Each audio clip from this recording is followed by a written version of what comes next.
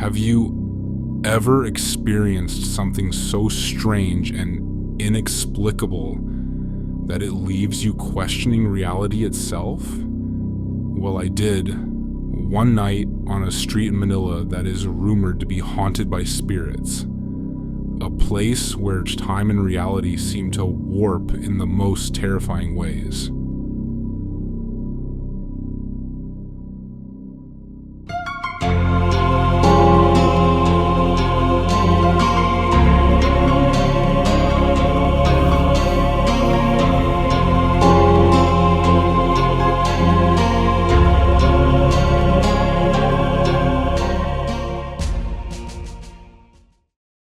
It was in college, when a few of my friends and I decided we wanted to do something adventurous.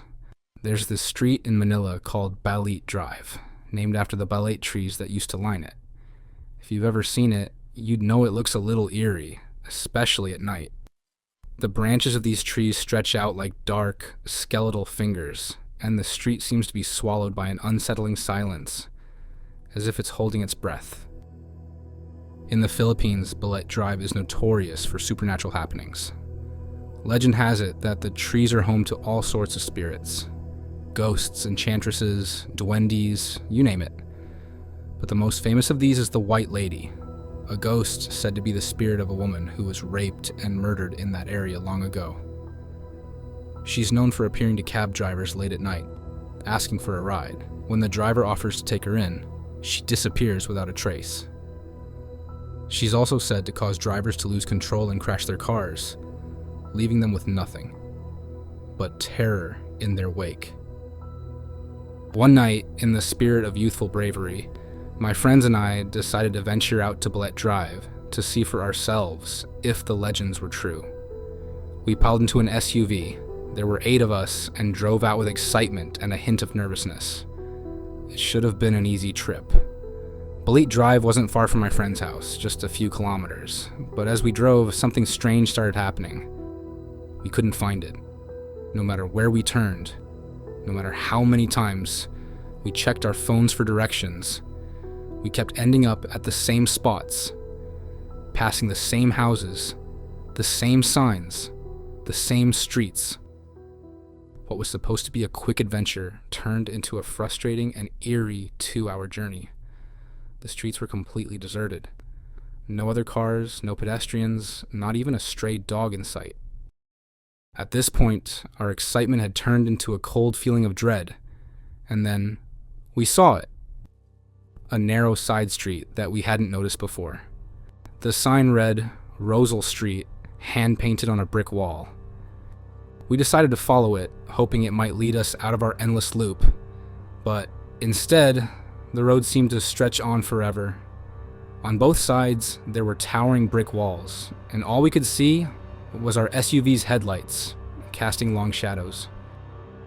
We drove for what felt like hours, but after 15 minutes, the paved road turned into mud. The streetlights disappeared, leaving us in complete darkness. We could hear the distant sounds of crickets chirping, but nothing else. As we continued, the scenery began to change. The narrow street opened up to reveal what looked like a rural rice farming community. We were surrounded by nipa huts and rice paddies, an image so out of place it could have been from another time, maybe even another century. But here's the thing. We were in the heart of Metro Manila, a bustling city, and the nearest rural area was hours away. At this point, we were terrified.